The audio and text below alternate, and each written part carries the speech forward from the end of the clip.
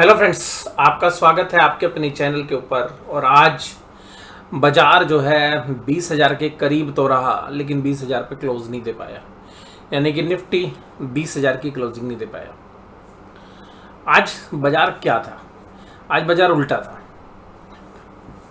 Sir, उल्टा का मतलब क्या है? उल्टा का मतलब यह है कि निफ्टी में तो आपको ज़्यादा ना तो तेजी दिखी ना मंदी दिखी।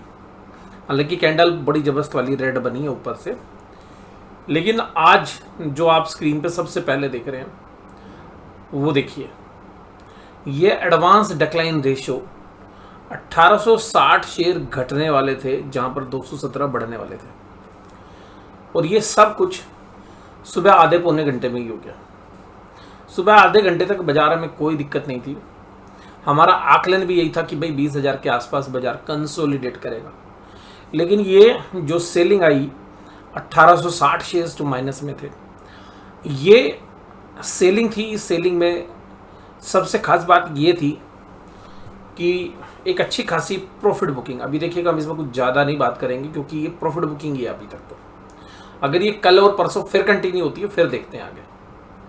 तो देखिएगा, जो रेलवे स्टॉक्स हैं, RVNL हो, इरकॉन हो, या बाकी PSU शेयर्स में BHEL हो, BEML हो, और इसके अलावा जिन शेयर्स में मोमेंटम बना हुआ था, उन सभी शेयर्स में जिनमें एक अच्छा खासा रनअप हुआ था, उन सभी शेयर्स में आज 10%, 9%, 11% इस तरीके की कमजोरी देखने के लिए मिली, और एक वॉल्यूम बेस सेलिंग थी। और ऐसे केसेस के अंदर जनरली ट्रेडर क्या करते हैं, पहले दिन ही एवरेज करना शुरू कर देते हैं। तो अगर आज मानिए बाजार गिरा होता, मान लीजिएगा निफ्टी में भी अगर सेलिंग होती, मान लीजिएगा 100-150 पॉइंट की, तो क्या होता? तो सर कुछ नहीं होता। होता ये कि जो शेयर 10-10, 11-11% है, इनको खरीदार ही नहीं मिलते, बायर ही नहीं मिलते। क्योंकि अगर निफ्टी भी 200 पॉइंट अगर माइनस होता या 150 पॉइंट माइनस होता, तो सेलर को माल बेचने के लिए प्लेटफॉर्म ही नहीं मिलता। तो आज हमें ऐसा लग रहा है कि जो स्मॉल कैप और मिड कैप के अंदर जो HNI इन्वेस्टर्स हैं स्पेशली, उन्होंने निफ्टी को रोकने की कोशिश की। और निफ्टी को इसलिए भी रोका, बैंक निफ्टी को इसलिए भी रोका कि कम से कम जो है सेलिंग स्मॉल कैप और मिड कैप में अच्छे से की जा सके, सही भाव मिल सके। जब अपनी प्रॉफिट बुकिंग कर रहे हैं तो प्रॉफिट बुकिंग अच्छी खासी हो सके। तो ये कोई अलग बात नहीं है, नॉर्मली ऐसा होता है। अब वीकनेस के संकेत कब मिलेंगे? अगर वीकनेस आएगी तो देखिएगा, हमारा तो यही था कि निफ्टी के आसपास यहाँ पे कंसोलिडेट करना चाहिए, वो कर भी रहा है। बहुत सारे बड़े जो डायरेक्शनल मूव थे, जो मैंने कल भी कहा था कि देखिए, कल मैंने ये कहा था कि बहुत ज़्यादा लोग उम्मीद ये कर रहे हैं कि भाई इस तरीके के जो ब्रेकआउट हुआ तो इस तरीके से बाजार चलेगा। मैंने आपके साथ ये कहा था कि नहीं, मुझे ऐसा लग रहा है कि एक रेंज में चलता रहेगा, दोनों साइड बाजार मूव करेगा। क्योंकि ये जो बाजार है निफ्टी के अंदर स्पेशली, हमें स्पेशली ऐसा लग रहा है कि बेचने के लिए ही बाजार ऊपर लाया गया है। अब यहाँ पर निफ्टी के अंदर कुछ खास था नहीं। कल एक काफ़ी क्रूशियल डे है। कल हमें लग रहा है कि बाजार एक बार 19,800 की तरफ भी बढ़ सकता है। 19,800 के आसपास एक्सपोर्ट लेनी चाहिए बाजार को। और जो पहले हाईज हैं बाजार के, बाजार ने वहीं पर क्लोज दिया है, यानी कि 19,991 जो हाई थे उसी पर बाजार ने क्लोज दिया। तो एक अच्छी खासी हम यहाँ पे कह सकते हैं कि एक्सपोर्ट पे बंद किया। लेकिन दोनों दिनों में बाजार ने 20,000 को क्लोज नहीं किया है। तो ये जो है क्लोजिंग बेसिस पर अभी भी 20,000 का आंकड़ा नहीं आया है, इंट्राडे बेसिस पर आ चुका है।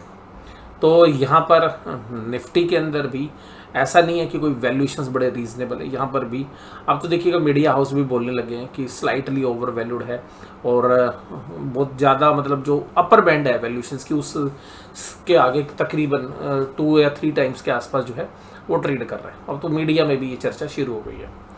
अब TCS, Infosys, ICICI bank, L&T और ITC आज तेजी में थे। देखिए कि TCS में आज बहुत दिनों बाद इतनी बढ़िया वाली आपको तेजी देखने के लिए मिली, और 3580 रुपये का भाव जो है देखने के लिए मिला। अभी हमें लग रहा है, जो मैं आपके साथ चर्चा भी कर रहा था बहुत दिनों से, आपको याद होगा 1.5-2 महीने से, मैंने कहा कि इंडेक्स के अंदर सबसे सेफ बैट जो है IT है। और IT ने पिछले 1.5-2 महीने में निराश नहीं किया है।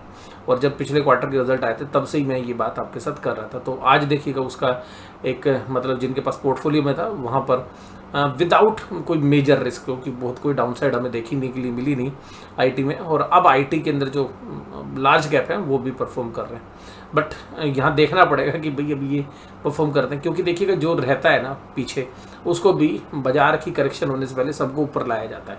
तो जब सब लोग ऊपर आ जाएंगे, सब में एक बार तेजी हो जाएगी, उसके बाद ही बाजार जनरली अच्छी खासी करेक्शन करते हैं। तो देखिएगा ये भी ऊपर आ गए हैं। आईसीआईसी बैंक आज बाजार को रोकने की पूरी चेष्टा करता हुआ नजर आया।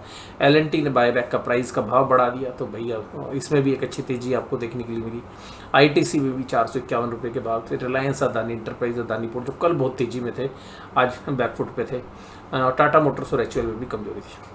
आज का सबसे जो खतरनाक सीन था वो यही था कि भाई एनएससी की एडवांस डिक्लाइन रेशियो काफ़ी नेगेटिव थी।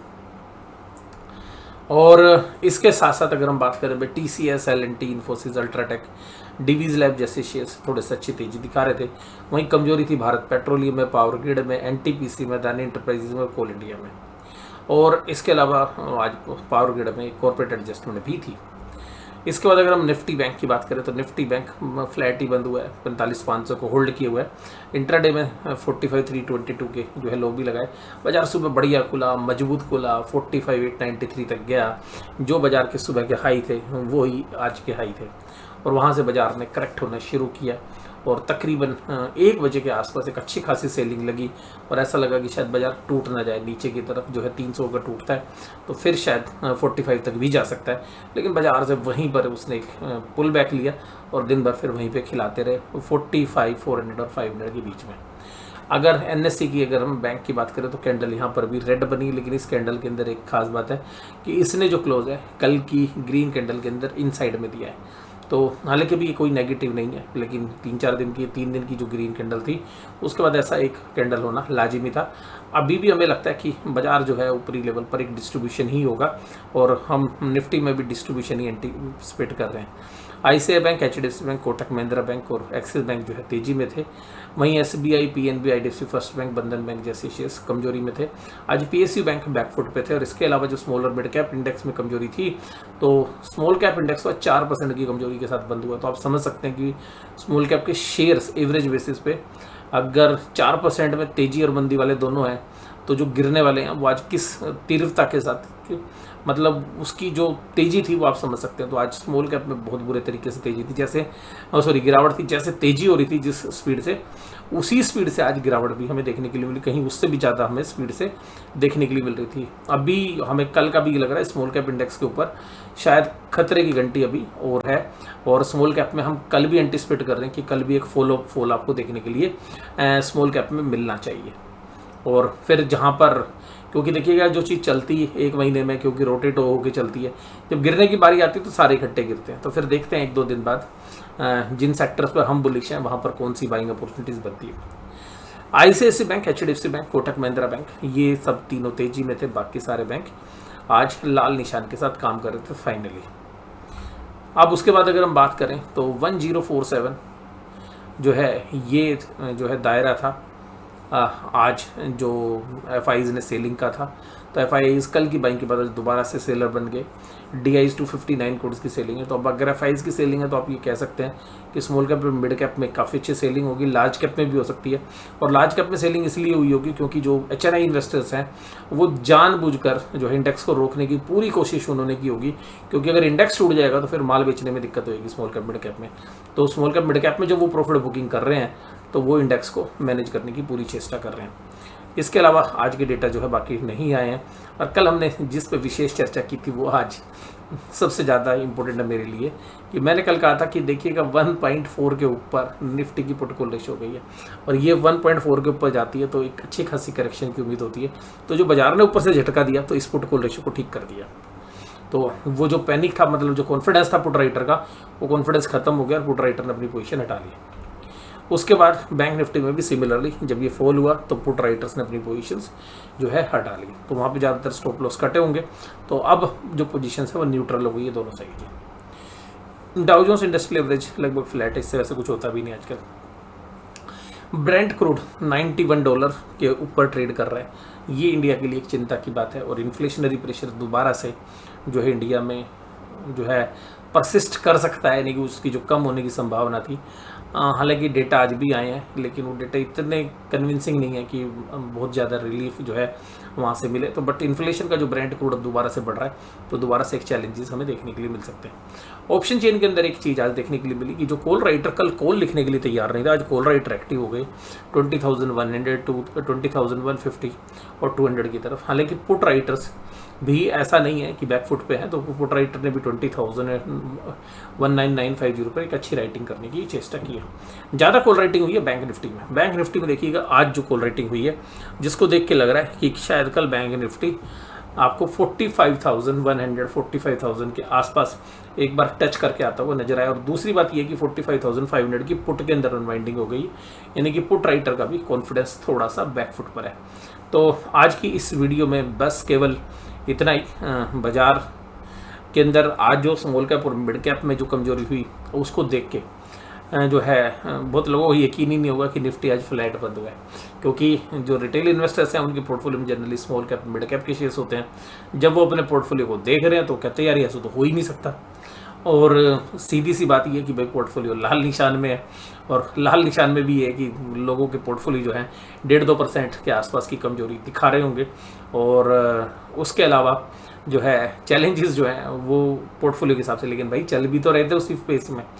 लेकिन बात ये कि लोग क्या पहले बेच देते हैं, फिर दोबारा से ऊपर जाके चढ़ जाते हैं, तो उनको थोड़ा सा पेन रहता है। लेकिन जिनके पोर्टफोलियो में पहले से शेयर्स हैं और जो बेचते नहीं है, लॉन्ग टर्म के निवेशक हैं, उनको कोई फर्क नहीं पड़ने वाला, क्योंकि पिछले 15-20 दिन के अंदर जो स्मॉल कैप मिड कैप में पैसा बना है उतना तो गया अभी थोड़ी ना एक दिन में।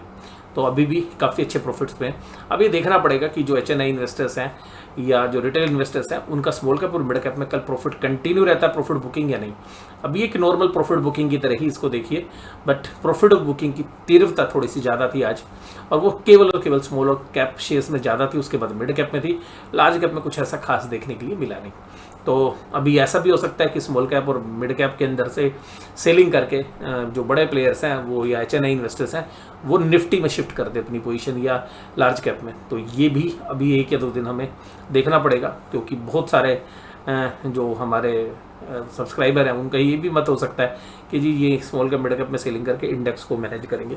हाँ हो सकता है, लेकिन अभी 1 या 2 दिन हम वेट करेंगे। और सितंबर एंड की जो एक्सपायरी है, अब जिस तरीके से डेटा बन रहे हैं 1 या 2 दिन में क्लियर हो जाएगा। जैसा मैं आपको कह ही रहा था कि इस हफ्ते में शायद इंडेक्स इतना ज़्यादा कुछ ना करे, लेकिन महीने के एंड तक जो है हमें लगता है कि निफ्टी एक जो है रेड कैंडल, मंथली के रेड कैंडल ही शायद क्लोज करे।